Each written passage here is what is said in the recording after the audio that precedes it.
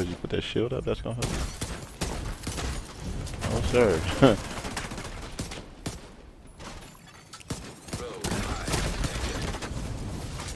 Nah, the shield doesn't go down, dude.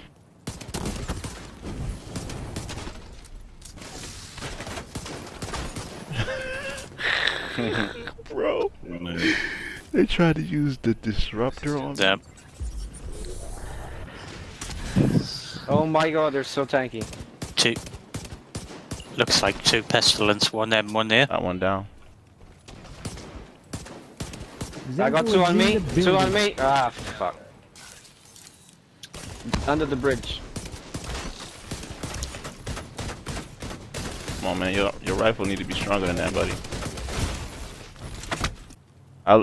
You can just get behind me and then they'll focus me. I'll draw the aggro. Five fly out. All right, one's right here on the corner, pushing up on him. He's blind.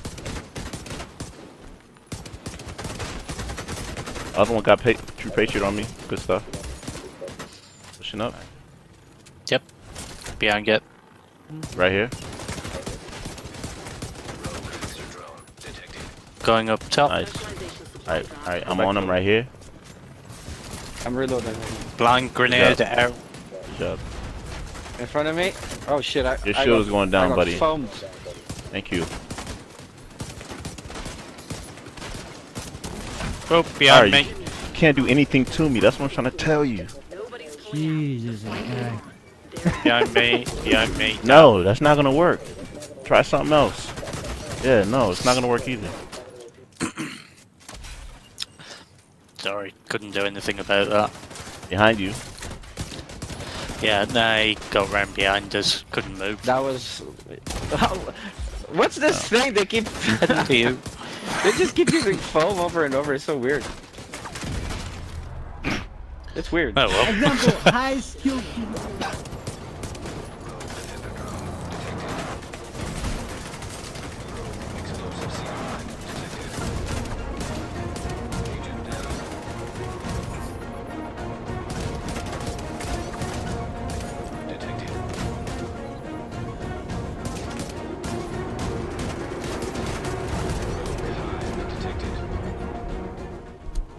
Hey YouTube family, it's Be Righteous from Identity, and I made a shield build previously called the Liberty Technician. It was from the Legacy series, meaning builds that I bring back to life from Title Update 6. That video was a great success and an inspiration for this build I'm showing you today. Don't go anywhere, because you will not be disappointed. Are you enjoying my content? If so, please drop a like and don't hesitate to subscribe to stay up to date with all my content. Impregnable means of a fortified position, unable to be captured or broken into. That's exactly how I feel when using this build. With the emergence of Title Update 8 and how shields work now makes this build a force to be reckoned with. Did you know that the only weakness shields have is the jammer pulse?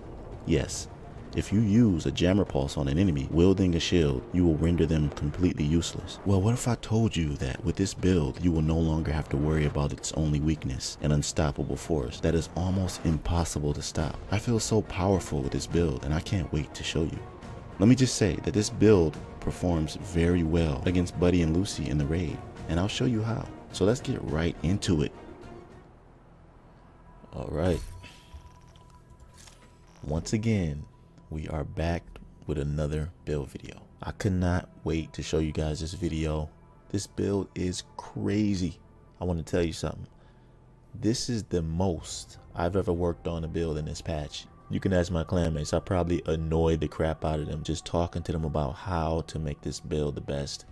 What should I do with the mask? What should I do with the gloves? But I finally got it done, and you guys are gonna love it. The specialization I'm going with, Technician, because it gives you so much that you need in order for it to be effective. I call this build Impregnable because it is very hard to deal with. When I made the Liberty Technician, I had a few comments of people saying, oh, what if you had somebody come up to you with a jammer pulse? Or what if you had somebody come up to you with an M1A to take your shield down in 3 or 4 shots or 2 shots? I'm like, yeah, they got a point, but that build is not for those people. So I decided to make a build that is so formidable that against people who use an M1A, they're too squishy, first of all, to stand in front of me, and also a build that stops people from taking my shield down with the jammer pulse, along with not being bothered by the status effects, all while dealing an insane amount of damage. And here it is. The first 2 weapons you're not going to worry about. I just put 2 slots in here that look the best. Converted SMGs are very small, so you know it doesn't look really bulky on your back. That's the only reason for the choice of weapons here. The main weapon you're going to be using is the Liberty Exotic Pistol, because the weapon itself is made for shields. It's called Liberty or Death. Gain a stack on each hit, up to 30. Headshots consume all the stacks, repairing your shield for 3% per stack. So if you get all 30 stacks, you could repair your shield up to 90%.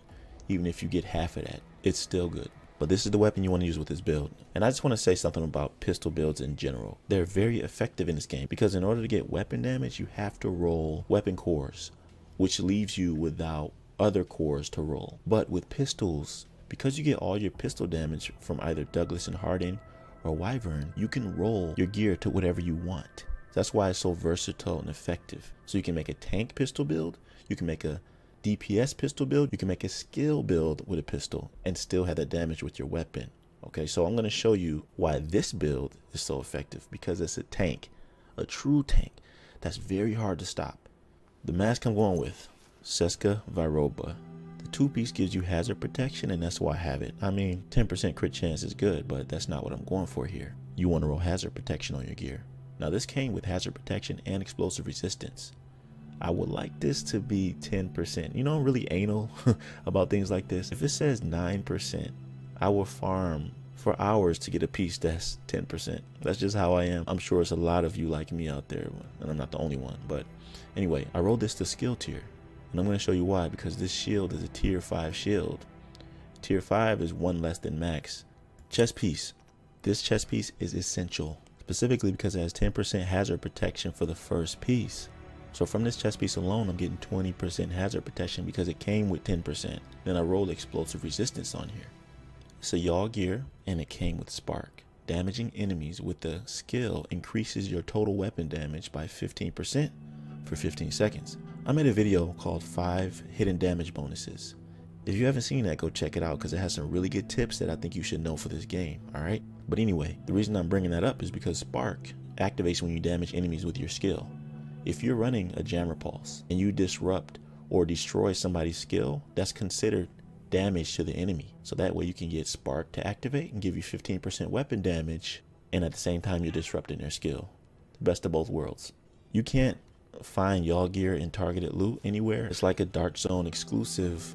So just farm the dark zone, and I think you'll be able to get this to drop or something similar. All right, y'all, the holster is the claws out holster. A lot of people are asking me where I got this, and I thought it was a dark zone exclusive, but people in my comments on my Liberty Technician video told me they got it from the open world farming holsters. So if you could find this in the open world, I mean, good for you, but I got this from the dark zone, and I thought it was a dark zone exclusive. Apparently it's not. It'll be really good for you to get this holster because it gives you a whole 21% pistol damage, 200% melee damage, which is actually viable against players, and I rolled 10% hazard protection on here. On this build, you want to make sure you have hazard protection roll on every piece, because that's the only way you're going to be able to get 90% hazard protection.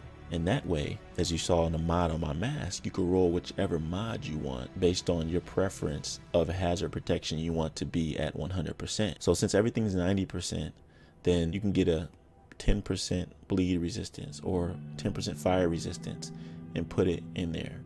But you want to make sure you have 100% disrupt resistance, because that's what's going to stop anybody from taking your shield down with their jammer pulse or any disrupt from NPCs. For the backpack, this backpack is very special. Of course, I have hazard protection, and you've been seeing that I have explosive resistance also. That's because if you get like 30% explosive resistance, 40% explosive resistance, that's going to really mitigate that damage from them seeker mines, sticky bombs, whatever, grenades. So it's good to have it, but you don't need it. You know, it's just really good to have. That was my preference that I chose as my secondary attribute. But the reason why this is so special is because it has vigilance. And I'm so excited about this because back in 1.6, when I originally made the Liberty Technician, I wanted to make it with vigilance.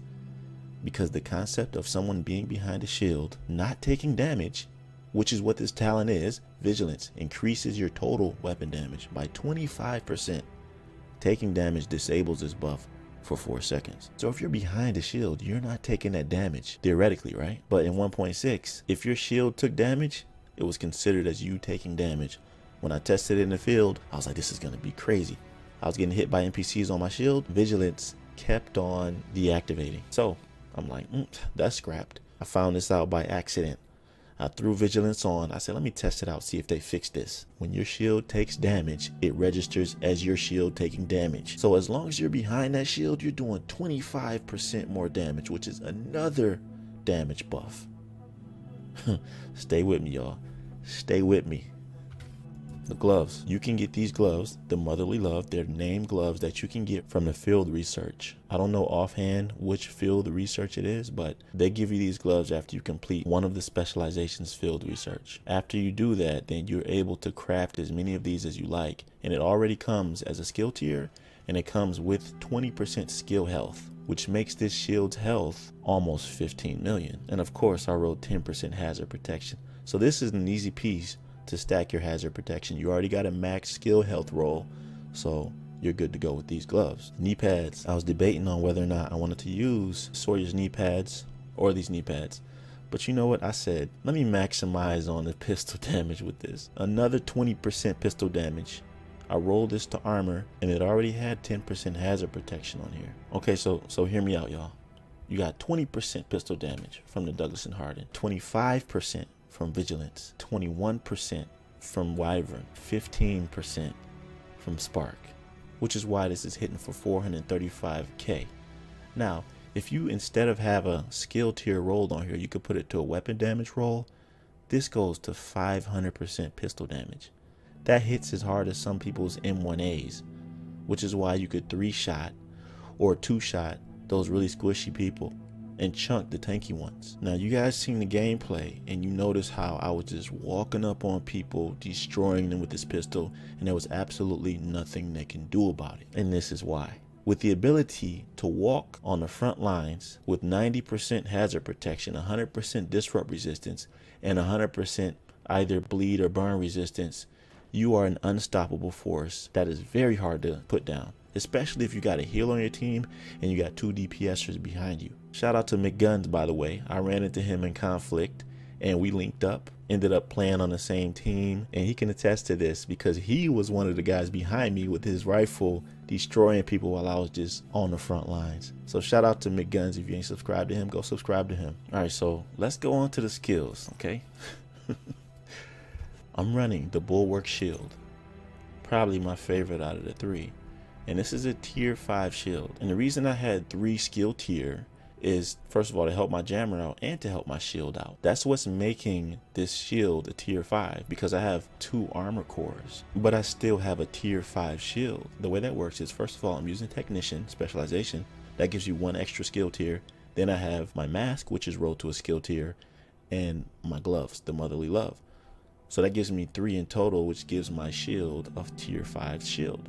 That's 100% active regeneration, 333% shield health, and 25% holster regeneration. You don't really have to worry about the cooldown because this thing barely goes down, and if it does, you can maneuver enough in order for it to come back in time. This shield is extremely strong. It's even strong enough to tank Lucy's spin in the raid, which brings me to that topic, because this build is raid certified. You're able to deal enough DPS and have enough survivability to make it through any area that has a lot of adds. And plus, you're providing support for your team. Not only does this shield tank Lucy's spin, you could also be the one to have buddies aggro and just stand there while he shoots at you, and then when he drops his rolly balls, you can just shoot him and protect everybody on the battlefield. See, when you're fighting with Buddy and Lucy, the reason why it's not really viable to use a shield is because Buddy disrupts you. So that makes you drop your shield and it opens you up to get attacked, and so you just die and it's pointless. But with a 100% disrupt resistance, you can stand there and just tank everything. Now, I suggest you use this with the Artificer Hive so it can heal your shield along with while you're doing all that. But other than that, I use the Disruptor. For my second skill, I'm using the Jammer Pulse.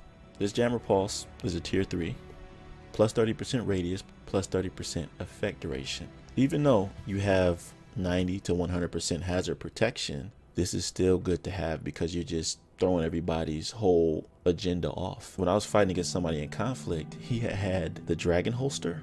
He had a tier 6 skill build, which gave him a tier 6 hive and Seeker Mine. He ran off and dropped his hive. When I followed him, I disrupted his hive. He dropped his Seeker Mine. My shield tanked the Seeker Mine. When I got near him, I caught on fire for a half a second. What can he do? Nothing. Nothing. So this is very good to have to just go in the front lines and, you know, create a pathway so you guys can just take over, period. Now, I'm not going to just sit here and lie to you guys and say, oh, this shield is impossible to beat. You can't, it's nothing you can do about it. I'm not going to say that to you guys, okay? I'm a realist, all right? If a lot of people shoot the shield all at once, it's very hard for the shield to stay up, even though it has 14 million to 15 million shield health. But in the midst of combat, you can't just focus on one shield while my teammates are shooting at you. You're gonna die. So this is why this is very good to have with a healer and people supporting you, because then you could do what you need to do without worrying about status effects, without worrying about jam repulse, none of that. But I will say that this build has two adversaries that give me a problem when I'm using it. Those two adversaries are the Chem Launcher Firestarter and the Pestilence. Because the Pestilence, what that does, even if you get stacks on my shield, the bleed ticks will go straight to my armor. It won't even go to my shield. I mean, all they gotta do is just shoot your shield and you'll die eventually, which is why you need some support, okay? Now, the Chem Launcher is manageable. I've noticed that whenever you're in front of anything with your shield, even a Stinger Hive, that Stinger Hive is going to hit your shield, it's not gonna hit you. But if the Stinger Hive is behind you, it's gonna hit you. Same thing with the Chem Launcher. It was a couple times where somebody shot a Chem Launcher at my feet. I would take absolutely no damage, but then they shot it at my feet again, and I just got like massive damage dealt to me. I didn't know why. That's because you have to be in front of the blast. Now, the reason why I say it's manageable is because, unlike before, you were able to detonate it a lot faster. Now, it takes like a second to detonate after you shoot it on the ground. So it gives you time to move back, position your shield in front of the Chem Launcher so that the shield takes the blast, not you. This is not some build where you can just go in the middle of combat and do whatever you want. No, you can get destroyed with this. But the ability to have basically 100% hazard protection is going to do nothing but help you along the way while you play with this. That's going to be it for this build. I spent a lot of time making this build. It's not really that hard to make. You just have to find pieces with hazard protection on it, and it doesn't really need any other stats but that. But the reason why this is so strong is because all of the pistol damage stacks you have on here, all the weapon damage stacks, especially vigilance. Oh, and one more thing before I forget. I made it a point to level up hazard protection to 10% first on my watch. I know some of you didn't do that, you did something else, but that was just my choice because of my thought process.